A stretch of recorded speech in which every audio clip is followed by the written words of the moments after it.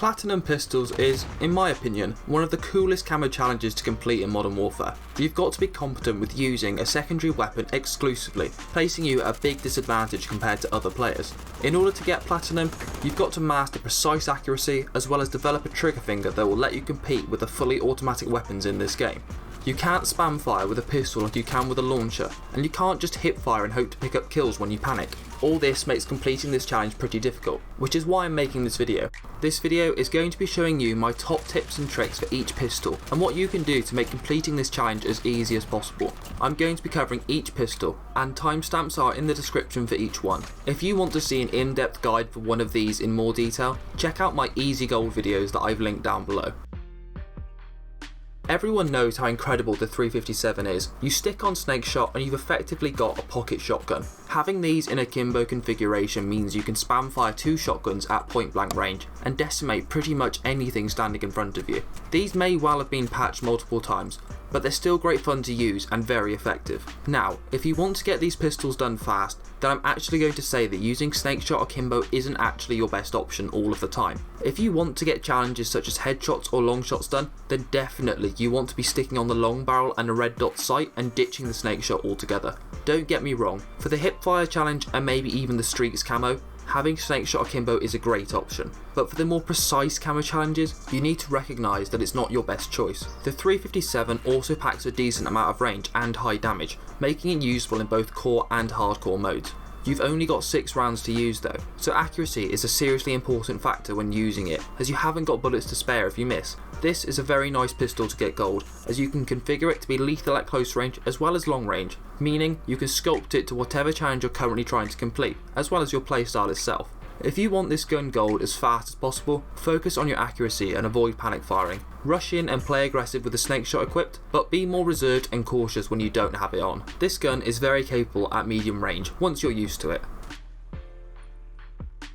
This pistol packs some serious damage, but it relies on pinpoint accuracy in order to really get the most out of it. There's very little point trying to hip fire with this gun, or panic fire at all really, purely because its fire rate is so slow that you won't be able to lay down much gunfire. If you're chasing gold on this gun, my best piece of advice would be to head to hardcore objective modes and create the most mobile version of the 50GS that you possibly can. This is so that you can get on target as fast as humanly possible. It's a guaranteed one-shot kill in hardcore, so if you're accurate you can rack up high kill games and progress camos extremely quickly. I found that having a sight on it helped improve my accuracy tremendously, and also helped with certain challenges. A reflex sight makes things like long shots and headshots much easier, as you've got a very clear picture of your target. Plus, on small maps, you can get one-shot kills across the map itself, meaning range is never going to be a problem for you. Now you can get away with using the 50GS in core modes, but expect it to be a 2-shot kill and only a 1-shot headshot at close range.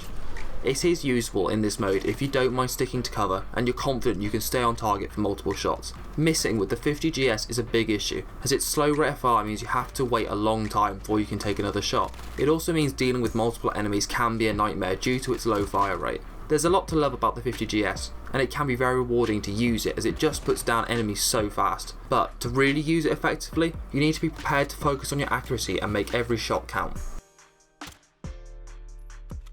The complete opposite to the 50GS is the M19. It's got very low damage, but has the highest fire rate of any pistol. This thing can be lethal at close range, as you can fire off an incredible number of bullets in a short space of time, if you've got the trigger finger for it.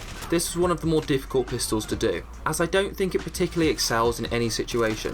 In core modes, you need several bullets to pick up any kills. Using it at range is a real challenge as well, due to the recoil and low damage. You can go over to hardcore and this somewhat reduces the problem, turning the M19 into a one-shot kill at close range, but it still doesn't really have that range or damage for medium to long engagements. The M19 is probably one of the only pistols you can get away with panic firing though, due to its large magazine and high fire rate. This is the only redeeming feature it's got in my opinion. If you want to get this gold, then you're going to need a decent helping of patience and be prepared to hop between modes frequently. For any precise challenges like headshots or long shots, hardcore is your best option as you need less bullets per kill. But for general kills based challenges like skulls, core is better as you're less likely to get picked off by distant players that you could never challenge in hardcore. It's a difficult pistol to use simply because there are better options for both close and long range. I would really recommend a hyper aggressive playstyle with this pistol, simply to get up close to where this gun is somewhat effective. Don't worry about going on long streaks with the M19, as that's probably not going to happen.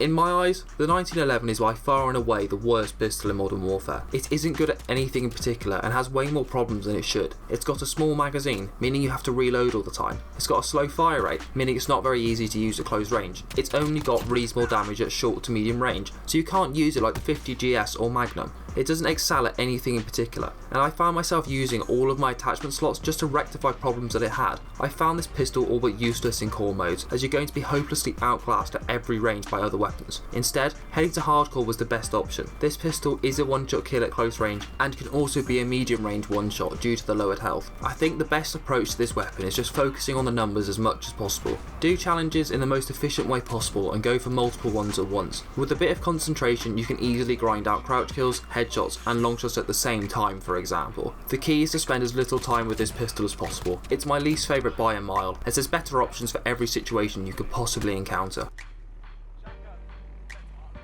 The X16 is everything that a semi-automatic pistol should be, and everything that the 1911 isn't. It's got a decent fire rate and reasonable magazine for close range, as well as controllable recoil and good bullet velocity for longer range engagements. I got this pistol gold the fastest out of all of them, simply because it's so easy to use. I found that ground war served me best, as you're so much more likely to come across players that you can tackle effectively. You can handle enemies at both close and medium range very easily, so it simply comes down to which mode will allow you to rack up kills quickly. A precision sight was very useful when chasing long shots and headshots, as the default sights do lack any decent clarity, but that is to be expected. With the right attachments, you can extend the range and increase the fire rate even more so, which just makes this pistol even better.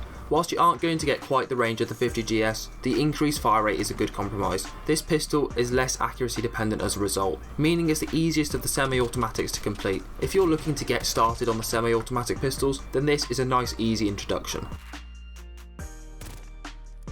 The Renetti is extremely easy to get gold. All you need to do for this weapon is grind up to the level where you unlock burst fire mod and you're sorted. As soon as you've got this, the pistol becomes a very capable close to medium range weapon. It can easily keep up with SMGs if you stick on the lightweight trigger as well, while it's sky high on mobility, which makes it easy for sprinting around the map dishing out damage.